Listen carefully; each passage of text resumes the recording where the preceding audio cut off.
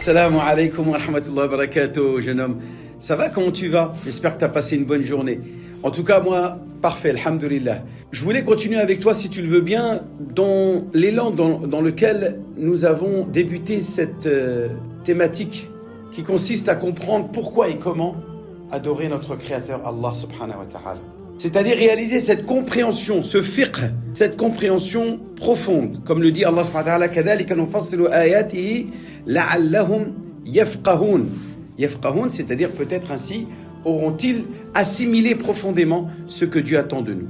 Et donc pour entamer cette adoration, il est important de savoir comment se préparer à cette adoration. Et la principale préparation, mais qui est en même temps une finalité de cette adoration, c'est réaliser la purification. En arabe, ça se dit « at-tahara ». Pourquoi et comment?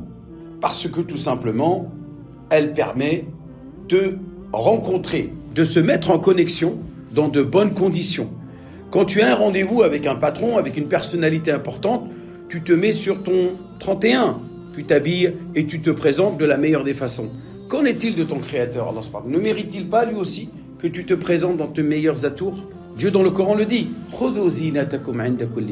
Présentez-vous avec beauté et élégance à chaque fois et à chaque lieu de prosternation.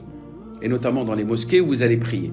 Donc Allah Azza wa Jal exige, avant de le rencontrer, de se préparer et d'être dans les conditions physiques et spirituelles les plus pures possibles. Parce que cette relation, ce contact, ce rendez-vous que l'on va avoir avec Allah subhanahu wa ta'ala à travers les prières, à travers la lecture du Coran, exige et a pour finalité de déclencher cette élévation spirituelle. De quoi parle-t-on? Tu vas me dire, ouais, d'élévation spirituelle, de quoi tu me parles? L'élévation spirituelle, c'est très simple. Elle consiste à réaliser ce chantier dans ton fond intérieur, dans ton cœur, tout simplement. On appelle ça le wi'a, le récipient dans lequel se trouve l'ensemble des vertus et des vices qui ont occupé ton cœur à travers ton existence, à travers les actions que tu as pu mener dans ta vie. Et ce chantier donc consiste d'abord à réaliser le takhliya. Qu'est-ce que c'est que le takhliya? Le takhliya consiste à se débarrasser des impuretés spirituelles, celles qui souillent ton cœur, celles qui entachent ta personnalité et engendrent de ta part un comportement inadéquat, d'un comportement malveillant et malfaisant. Nous verrons ensemble, Inch'Allah, cette purification spirituelle, mais avant tout, nous allons, si tu le veux bien, évoquer cette purification physique.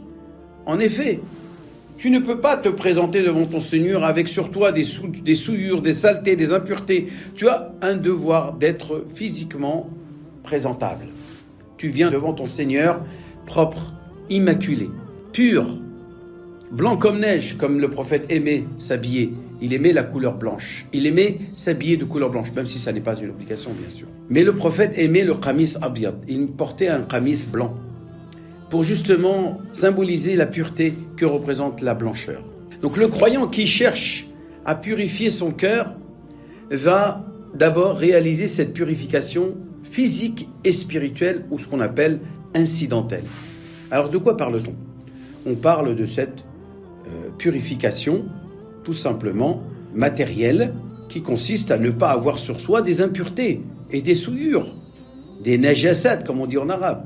C'est-à-dire ne pas avoir, par exemple, des traces et des taches d'excréments, d'urine, de sang, de tout ce qui est répugnant. Parce qu'attention, il faut distinguer saleté et souillure. Les saletés n'empêchent pas de faire la prière, ne sont pas une condition de validité de la prière. Je ne dois pas forcément être débarrassé de mes saletés. Par exemple, une tache de café, ou une tache de soupe, ou une tache de boue, ou de peinture, ou de farine pour un boulanger, n'est pas forcément considéré, ou n'est pas considéré comme une souillure, une impureté nécessaire à débarrasser de tes vêtements, de ton corps, ou de l'endroit où tu vas prier, accomplir ce que Dieu attend de toi, cette connexion que tu vas avoir avec ton Créateur.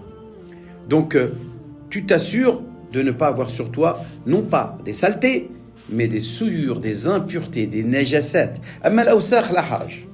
Al-awsakh qad yakun l'insan fi. L'homme il peut avoir des saletés sur lui, mais il ne doit pas avoir d'impureté. Donc bien distinguer entre saleté et souillure. Ce qui est sale permet de faire la prière. Ce qui est impur ne le permet pas. J'espère que j'ai bien été clair en la matière. J'espère que déjà tu vas assimiler cela. Et en attendant, je te laisse digérer et te souhaiter une bonne continuité. Au plaisir de te revoir à la prochaine fois. Wassalamu alaikum wa rahmatullah.